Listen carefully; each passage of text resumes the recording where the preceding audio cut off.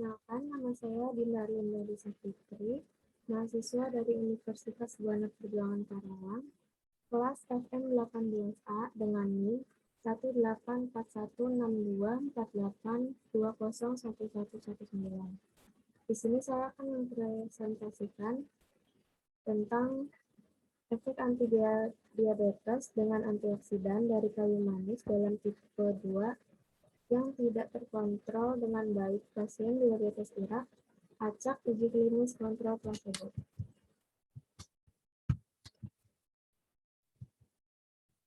Diabetes mellitus tipe 2 merupakan salah satu penyakit yang paling banyak di seluruh dunia dan di Irak.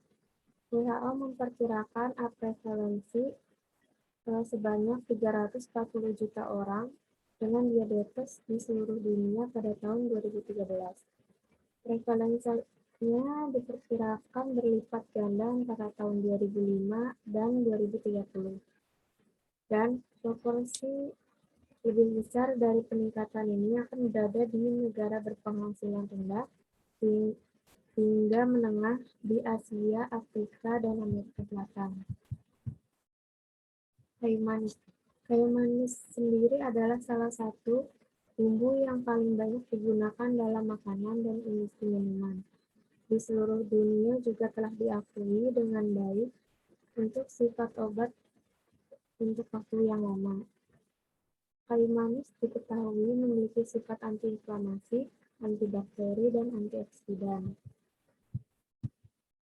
Untuk pasien dan metodenya, uji klinis acak terkontrol plasebo adalah dilakukan kepada 26 pasien diabetes mellitus tipe 2 yang datang ke rumah sakit spesialis pusat endokrinologi dan diabetes Al-Risata, Direktorat Kesehatan Bengdet, terdaftar dalam penelitian. Untuk kriteria inklusinya, pasien dengan diabetes mellitus tipe 2 dari kedua jenis kelamin pada sulfonylurea glibenclamide dengan rentang usia 40 sampai 65 tahun dan memiliki durasi penyakit 5 sampai 10 tahun. Untuk kriteria inklusinya, mereka seharusnya tidak memiliki penyakit kronis terkait lainnya seperti hati, gangguan ginjal, dan komplikasi kardiovaskular. Pasien yang sedang hamil dan menyusui tidak termasuk. Mereka harus tidak sedang menjalani terapi insulin atau obat antidiabetes lainnya, atau obat antioksidan seperti aspirin dan obat-obat terkait lainnya. Harus dipertimbangkan mereka tidak boleh menggunakan agen hipolipidemik, obat antiinflamasi atau antiinflamasi non-steroid. Pasien yang sebelumnya diobati dengan dosis maksimum penuh sulfonylurea glibenclamide 15 mg per hari dan terus diet kontrol, tetapi dengan kontrol glikemik yang buruk sebagaimana dibuktikan oleh nilai abnormal glukosa plasma puasa dan gliket hemoglobin. Pasien tersebut dievaluasi dengan hati-hati saat mereka program pengobatan. Mereka sudah mapan untuk pengendalian diabetes mellitus selama 2 minggu sebelum pengacakan. Grup A mencakup 12 pasien yang diobati dengan placebo bentuk sediaan kapsul selain yang sudah diberikan oral hipoglikemik glibenclamide dan kontrol diet selama 12 minggu. Untuk grup B mencakup 13 pasien yang diobati dengan bubuk kayu manis 500 mg dalam kapsul gelatin keras 2 kali sehari menjadi 1000 mg per hari. Selain agen hipoglikemik oral yang sudah diberikan glibenclamide dan kontrol diet selama 12 minggu, NS bubuk kayu manis diperoleh dari pasar lokal yang disetujui oleh Medical Trend Center Bengdet Irak. Untuk pengumpulan dan persiapan sampel, selama 12 jam puasa, sampel darah dikumpulkan dari semua mata pelajaran oleh Teknik Munfur 10 mili sebelum memulai perawatan obat sebagai sampel awal, dan kemudian setelah 6 dan 12 minggu pengobatan mengikuti perubahan parameter yang dipelajari. Sampel darah dibagi menjadi 2 tabung, 1 heparin tabung, 1 mili darah lengkap digunakan untuk penampungan HbA1c, dan bagian lainnya dikumpulkan dalam tabung biasa, kemudian disentrifugasi pada 3000 rpm selama 10 menit pada suhu 4 derajat Celcius. Setelah sentrifugasi dan isolasi fraksi seluler, fraksi plasma yang diperoleh dibagi menjadi 3 bagian dalam tabung Eppendorf dan disimpan beku sampai analisis yang dilakukan. Untuk metode uji biokimia, yang pertama adalah pengukuran kadar glukosa serum, yang kedua penentuan HbA1c terglikasi, ketiga adalah pengukuran serum malondialdehyde, yang keempat adalah pengukuran kadar glutathione serum, yang kelima adalah pengukuran kadar serum superoksida dismutase. Untuk pengukuran kadar glukosa serum dievaluasi menggunakan kit tiap pakai. Untuk tujuan ini, menurut metode Barham dan Kendor yang didasarkan pada oksidasi enzimatik dari glukosa untuk membentuk asam glukuronat dan hidrogen peroksida, dan reaksi selanjutnya dengan fenol dan pembentukan quinomin diikuti secara spektrofotometrik pada 505 nanometer. Hasilnya adalah dinyatakan sebagai milimol glukosa per liter. Berdasarkan perbandingan dengan larutan glukosa standar diperlukan dengan metode yang sama. Penentuan HbA1c terglikasi itu varian program HbA1c menggunakan prinsip ion menukar kromatografi cair kinerja tinggi untuk memisahkan HbA1c secara otomatis dan akurat. Sampel yang sudah disiapkan secara otomatis disuntikan ke jalur aliran analitik dan ditetapkan ke kolom penekanan kation, di mana hemoglobin dipisahkan berdasarkan pada daya tarik hemoglobin ke bahan kolom. Hemoglobin yang terpisah kemudian melewati sel aliran fotometer filter, di mana perubahan absorbansi pada 415 nanometer diukur. Sampel diperlukan untuk hemolisis darah dan menghilangkan sip basis. Sampel pertama diencerkan dengan reagen hemolisis dan kemudian diinkubasi pada suhu 18 sampai 28 derajat Celcius selama 15 menit.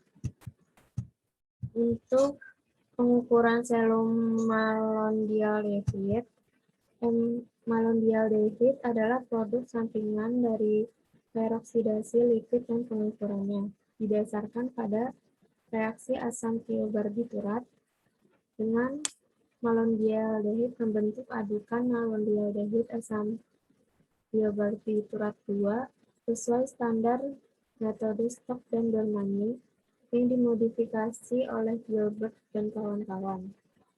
Metode termasuk penambahan 1,75 miliselin azida menjadi 0,25 mili plasma. Kemudian campurannya adalah desentrifugasi dan 2 mili supernatan dicampur dengan 0,5 mili H2O dan 0,5 mili dari 1% asam tiobarbiturat di 0,05 mol NaOH. Campurannya adalah diinkubasi dalam penanas air mendidih selama 15 menit untuk mencapai warna perkembangan. Tabung didinginkan di bawah air keran dan tingkat produksi malondialdehid diperkirakan dari absorbansi pada 532 nanometer. Konsentrasi malondialdehid dihitung menggunakan molar koefisien absorpsivitas 1,56 dikali 10 pangkat 5 molar per cm, dan hasilnya adalah dinyatakan sebagai mol malondialdehid per liter.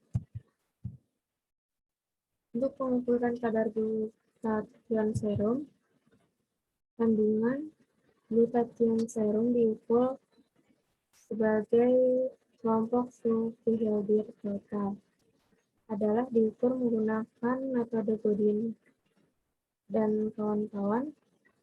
0,5 ml serum dicampur dengan 206 ml DTMB 5 mmol dan disiapkan dalam 0,1 mol dapur fosfat pH 8. Kromofor warna kekuningan terbentuk diukur secara spektrofotometri pada 412 nanometer selama 2 menit, dan konsentrasi glutathione serum dihitung menggunakan kurva standar digunakan untuk tujuan ini. Untuk pengukuran kadar serum peroksida dismutase adalah salah satu enzim antioksidatif yang paling penting. Dia mengkatalis dismutasi anion superperoksida menjadi hidrogen peroksida, dan molekul oksigen peak uji serum peroksida dismutase yang sensitif menggunakan WST nomor 1 yang menghasilkan pewarna formaldehyde yang larut dalam air pada reduksi dengan anion peroksida. Tingkat pengurangan dengan anion peroksida berhubungan linier dengan samping aktivitas oksidasi dan dihambat oleh serum peroksida dismutase. Oleh karena itu, aktivitas penghambat serum peroksida dismutase dapat ditentukan dengan metode kolorimetri, metode deteksi absorbansi 450 nanometer. Untuk hasilnya, yang pertama, pemberian kayu manis 1000 mg pada penderita diabetes menghasilkan pengurangan yang sangat signifikan, yaitu P0,001 10,12% dari kadar glukosa darah puasa selama 6 minggu pengobatan dibandingkan nilai dasar penurunan kadar glukosa darah puasa adalah 17,4% setelah 12 minggu pengobatan, yang juga sangat signifikan P0,001 dibanding dengan nilai dasar dan untuk kelompok placebo pada durasi yang sesuai. Pada periode waktu yang sama, nilai hemoglobin glikosilasi berkurang pada kelompok perlakuan kayu manis sebesar 2,625% dan 8,25%. Setelahnya, 6 dan 12 minggu masing-masing, meskipun pengurangan ini tidak signifikan dibandingkan dengan nilai dasar, tetapi sejalan dengan glukosa darah puasa, dan kedua perubahan itu memberi indikasi yang jelas tentang efek penurunan glukosa dari kayu manis pasien diabetes tipe 2. Untuk yang ketiga, tingkat glutathione serum antioksidan alami meningkat secara signifikan, yaitu P0,05 setelah 6 minggu pada placebo dan kelompok perlakuan kayu manis dibandingkan dengan nilai dasar, sementara hanya kelompok perlakuan kayu manis menunjukkan sangat nyata P0,001. Elevasi setelah 12 minggu dibandingkan dengan nilai dasar dan dalam dibandingkan dengan kelompok fleksibel pada durasi yang sesuai. Yang presentasi dari saya. Kurang lebihnya mohon maaf. Wassalamualaikum warahmatullahi wabarakatuh.